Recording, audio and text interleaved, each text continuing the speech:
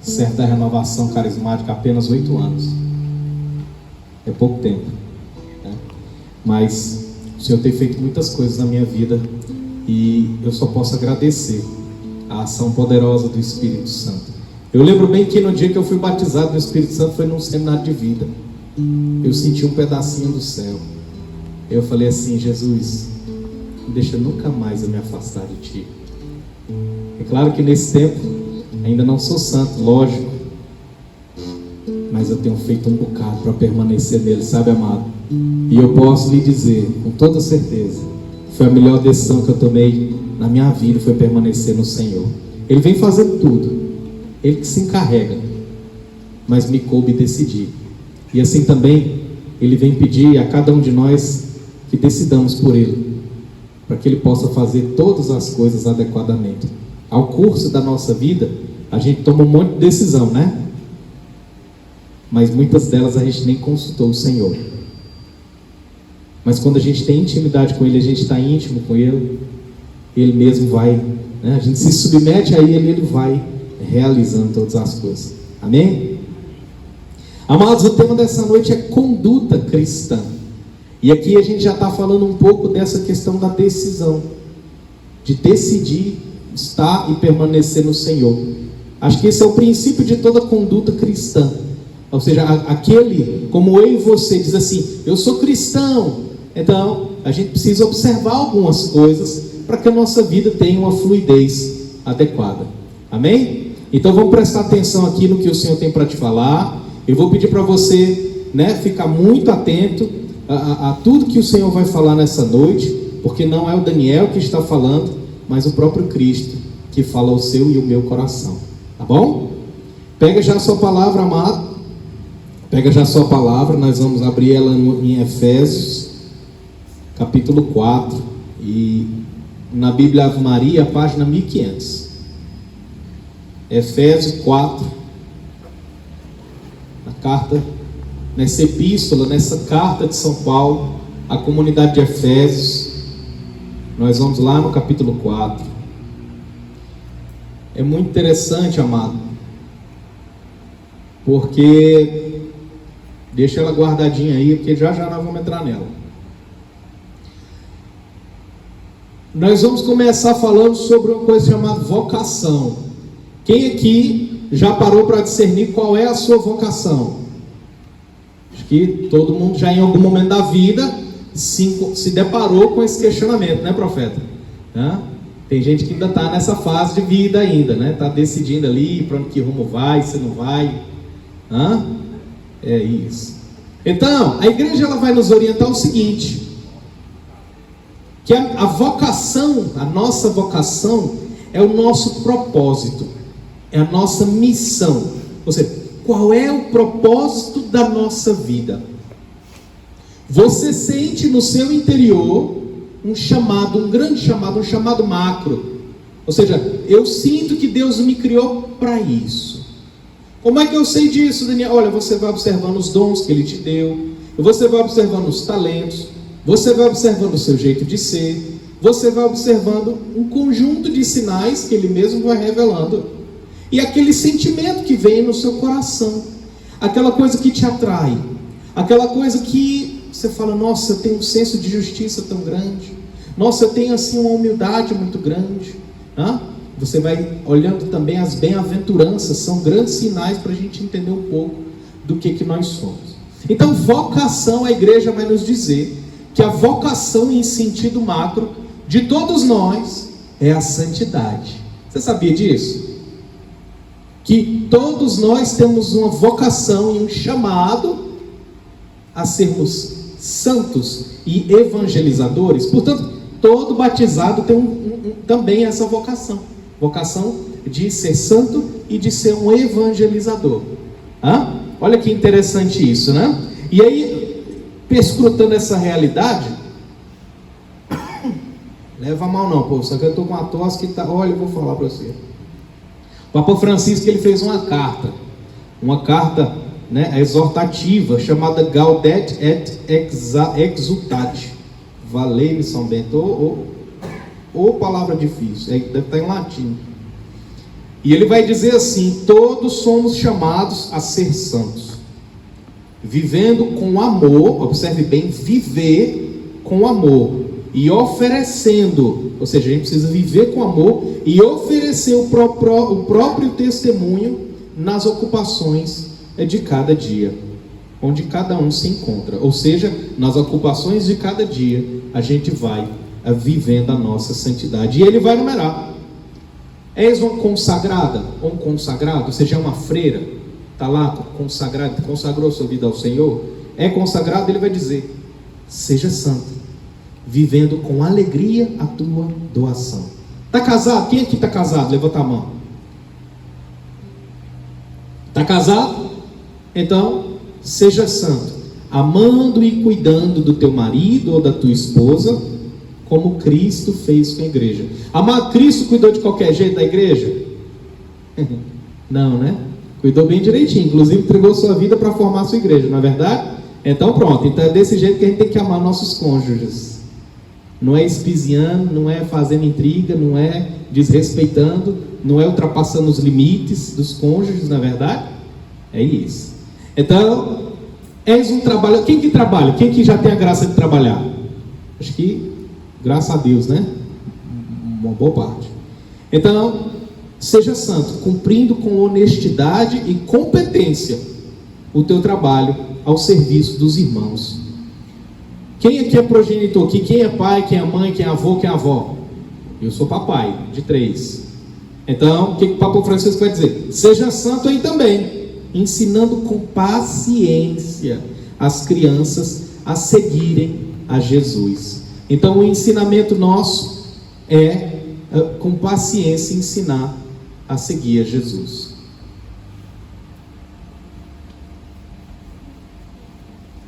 Quem aqui já teve um cargo de chefia na empresa onde ocupa? Quem já foi coordenador, coordenadora, quem já foi um chefe, um líder, um dono de uma empresa? Ele vai dizer também: quem está investido em autoridade, seja santo, lutando pelo bem comum e renunciando aos teus interesses pessoais. Olha, legal, né? Então, são orientações muito práticas do Papa Francisco para nós nessa noite. E aqui a gente precisa começar entendendo, amados, a vocação, né? Não só a vocação geral, que é de sermos santos, mas a nossa vocação individual. Ou seja, o nosso chamado sim ao matrimônio, chamado a ser santo também no trabalho, né? Com a profissão que você discerniu e escolheu, e assim o Senhor vai continuar perscrutando o nosso coração. E é interessante porque lá em Romanos 12, ele vai dizer assim, que nós temos dons diferentes. Nós somos iguais, ninguém aqui é igual ao outro, não é verdade? Todo mundo é diferente, todo mundo tem um jeitinho, uns mais pacientes, outros mais impacientes, não é verdade? Uns mais alegres. Então, já assim, lá em Romanos, Paulo vai dizer: nós temos dons diferentes, conforme a graça que nos foi conferida. Aquele que tem o dom da profecia, exerça-o conforme a fé. Aquele que é chamado ao ministério, dedique-se ao ministério. Se tem o dom de ensinar, que ensine.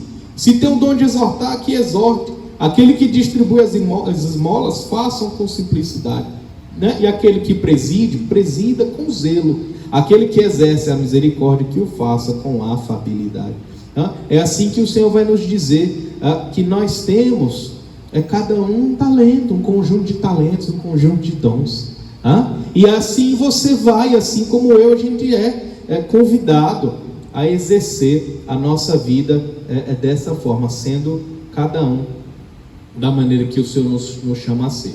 Então, a próxima dimensão que o Senhor vai falar, nós falamos da vocação. A próxima dimensão que o Senhor vai falar é como viver a minha vocação. Ora, então eu tenho talentos, eu tenho dons que o Senhor me confiou, e a palavra desse domingo, ela foi muito interessante. Esse domingo, ontem, leia-se ontem, ela vai falar justamente dos talentos. Quem veio à missa, quem participou da missa domingo, já vai lembrar do Evangelho, né? O Evangelho vai dizer exatamente dessa parábola, onde o Senhor deu 5 talentos a um, 2 talentos a outro, 1 talento ao terceiro, e um foi lá e pegou os seus talentos e tratou de multiplicar, de fazer valer, botou em uso, e ali saiu, né? Voltou com mais 5 talentos, ou seja, multiplicou. Aquele que recebeu 2 também deu um jeito de multiplicar, mas aquele que foi medroso, o que ele fez? Um terror. Igual o cachorro. Cachorro, ele vai guardar o osso para mais tarde, ele guarda lá, né? Às vezes até ele mesmo perde. Então, assim a gente precisa tomar cuidado, senão a gente vai perder a nossa talento, né? Com medo, vai lá, bota lá, escondidinho. Então, tenho certeza que eu e você temos muitos talentos. Temos muitos. E a gente precisa pôr em prática. Por quê? Porque é necessário pôr os talentos em prática, senão o nosso percurso de vida, a nossa caminhada, ela fica comprometida. Porque não dá para a gente viver a nossa santidade isolado do mundo. Não dá. Se você acha, assim como eu, gostaria muito, só que eu tenho um lado assim meio antissocial, vou admitir. Eita, que seria bem mais fácil não ter que lidar com gente. Não é? Quem já teve problema com gente aí, com pessoa? Eita, o profeta levantou, foi ligeiro. Seria muito mais fácil se a gente não tivesse de lidar com gente, não é? Mas não tem como a gente se santificar longe do povo, não tem como, não. E aí Deus é interessante, que Ele já começa colocando a gente no seio de uma família, portanto, no seio de uma comunidade, uma pequena comunidade, porque se for muito grande nós endoidece, né, profeta? Então Ele bota a gente numa comunidade pequenininha chamada família. Depois a gente vai ganhando assim uns raladinhos, vai ficando parrudinho na fé, e aí Ele bota a gente numa comunidade um pouquinho maior, chamada igreja. E aqui a gente vai ter a oportunidade de desenvolver muito mais os nossos talentos, os dons que Ele mesmo confia a gente. Então, viver a vocação é estar em comunidade. Você entende isso? Não dá para a gente viver a nossa vocação, portanto não dá para a gente buscar a nossa santidade escondido dentro da nossa casa, fugindo. O mundo não funciona, não vai dar certo. Amém? Então, a palavra vai nos dizer, e aqui sim, nós vamos lá em Efésios, você abre lá Efésios, dá uma olhadinha no versículo 16 e 17. Versículo 16 e 17 de Efésios 4 vai dizer assim: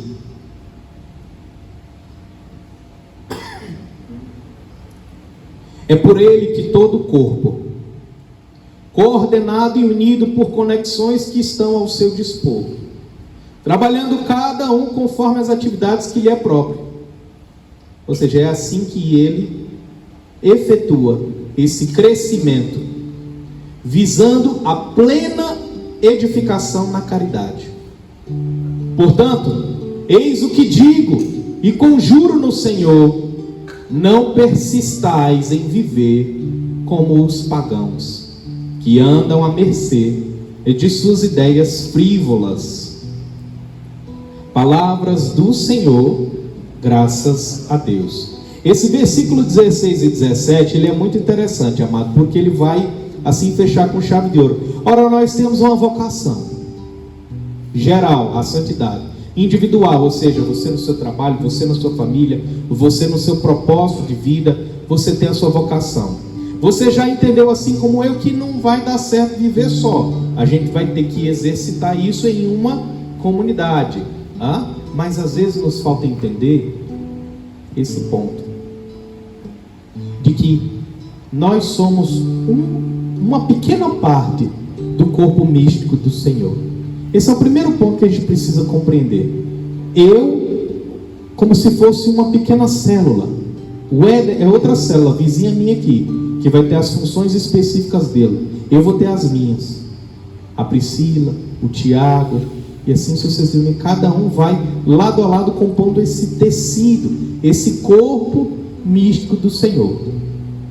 Agora, falando de célula, quando uma célula se começa a multiplicar desenfreadamente, aqui nós chamamos, minha irmã, isso é um câncer. Não é assim, Santa? É uma célula que ela descontroladamente, ela perdeu o controle. Ela não tem mais limites. Ela está fora do comportamento padrão. Então ali a gente entende que aquilo é uma doença chamada de câncer. E aquela célula cancerígena, ela vai contaminando as que estão ao lado. E aquilo vai virando uma coisa que vai ganhando uma proporção que pode inclusive comprometer todo um órgão, ou em última análise, o corpo inteiro. E é por isso que no versículo 17, Paulo vai exortar a comunidade de Efésio que não seja como os pagãos, ou seja, não persista na conduta anterior. Aquele que é batizado, aquele que foi batizado, aquele que se diz cristão, por isso o tema é conduta cristã. A conduta nossa, a conduta do cristão, ela tem que ser uma conduta transformada. A gente precisa, amado, parar de voltar à conduta velha, a conduta dura de coração, a conduta incompreensível, a conduta rancorosa, a conduta que vai espizinhar, que vai ter um mau comportamento, a conduta que vai julgar e não edificar. A gente precisa largar isso, esses maus comportamentos, porque esses maus comportamentos se assemelham a uma doença na nossa vida espiritual. E aí quando a gente se coloca no centro de uma comunidade, seja a nossa família, seja aqui um grupo de oração, seja uma paróquia, seja essa comunidade do Jardim Botânico, se a gente vem como uma célula desregulada, desequilibrada, doente, portanto, a gente corre o risco de contaminar todo um membro da igreja, quiçá até a própria igreja. Deus já disse que não vai permitir isso, então ok, mas causa um prejuízo muito grande, sim ou não? Amado, quantas vezes a gente já viu uma pastoral ruir por conta de uma situação ou outra?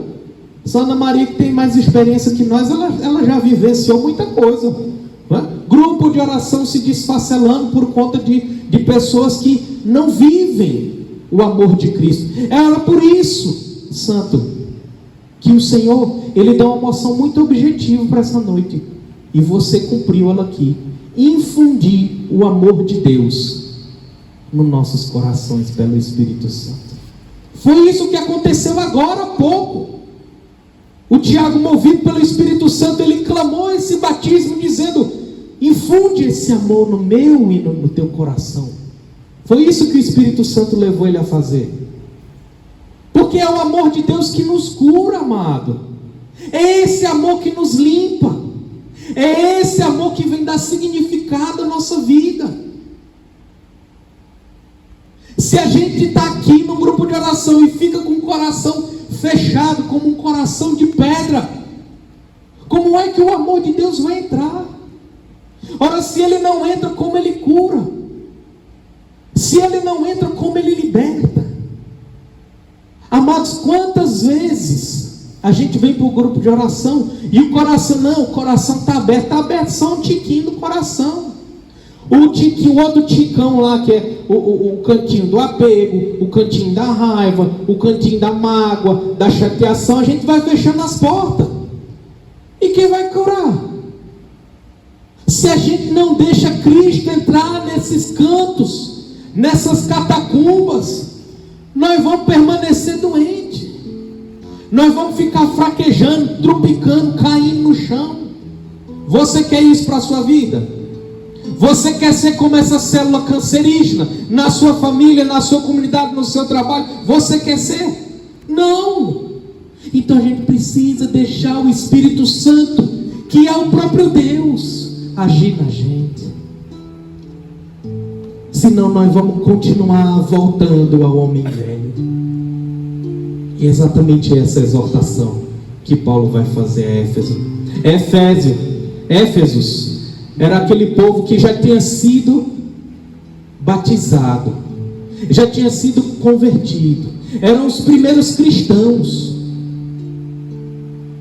E assim como nós, eles também já estavam alguns querendo voltar ao comportamento anterior, já estavam questionando aquilo tudo, já estavam arranjando problemas com os outros, já estavam com rixa, já estavam. E Paulo vai dizer: não volta ao comportamento antigo. Fala seu nome bem alto para Jesus. Daniel. Vamos de novo, fala para Jesus teu nome bem alto. Daniel.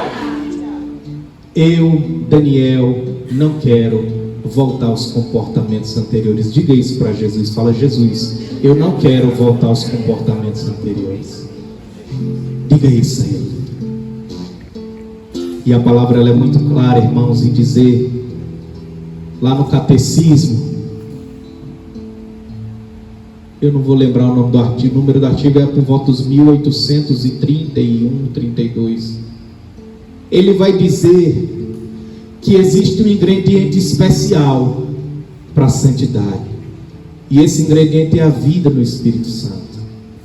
Ou seja, sem o Espírito Santo, amado, não dá para a gente ser santo. Não dá. Não dá, nenhum santo conseguiu perseverar sem os dons e sem os carismas, sem os frutos do Espírito Santo. Assim também eu e você precisamos muito do Espírito Santo. O Espírito Santo que no batismo foi infundido no seu coração, ele foi infundido, ele está infuso, portanto ele está dentro de mim e de você. E quando a gente está aqui, a gente pede, vem Espírito Santo. Por vezes a gente estica a mão, fala vem como se estivesse de fora. Na verdade ele está dentro e vem assim também em efusão, em uma manifestação plena. É claro também que ele está em todo lugar, ele está no ambiente, é lógico, claro. Mas acima de tudo ele está no meio do teu coração, ele já está em nós. Se a gente não diz assim, vem Espírito Santo, como é que ele vai se manifestar? Deus é muito respeitoso com a gente, povo. Deus é respeitoso, ele não desrespeita nós não. É nós que é desrespeitoso mesmo, ele não. Ele não. Então, eu vou te convidar, amado. Eu vou te convidar, você pode ficar de pé, você pode ficar sentado, do jeitinho que você quiser. Mas nós vamos fazer um combinado nessa noite, sim ou não? Nós vamos fazer um combinado agora? O combinado é, quando a gente disser, clama o Espírito Santo, você não vai dizer, vem Espírito Santo da boca para fora. Amém? Como é que você vai clamar o Espírito Santo? Você vai, pode até fechar os seus olhos. Aí você vai como que olhando para Jesus assim, vou falar como que eu faço. Eu olho assim, eu visualizo Jesus na minha frente, certo? E eu conversando com ele, eu digo, Senhor, envia teu Espírito Santo. Tu que és o batizador, vem em efusão. E isso é um pedido, é uma oração, é orando para Jesus. Mas não é só isso. Você tem que acreditar no Espírito Santo. Você tem que desejar, tem que realmente desejar, tem que desejar. E aí você tem que pedir. Então você tem que acreditar, desejar e pedir, amém? Acreditar, repete comigo. Desejar e pedir. Vamos fazer essa experiência? Fecha seus olhos, amado. Vai cantando essa canção. Espírito, vai desejando o Espírito Santo, meu irmão. Espírito Santo de Deus. Fique muito à vontade, mas canta. Espírito, vai fazendo dessa oração Espírito, como se fosse a tua última oração. Espírito Santo de Deus. Vamos de novo, Espírito, lá do início, Espírito. Espírito, pode ser melhor, fortalece essa oração.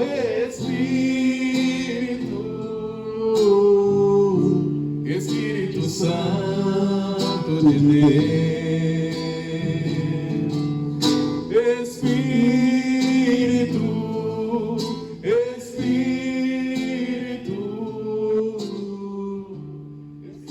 Agora diga a ele para ele vir controlar o teu ser, para ele tomar posse do teu coração. Diga isso.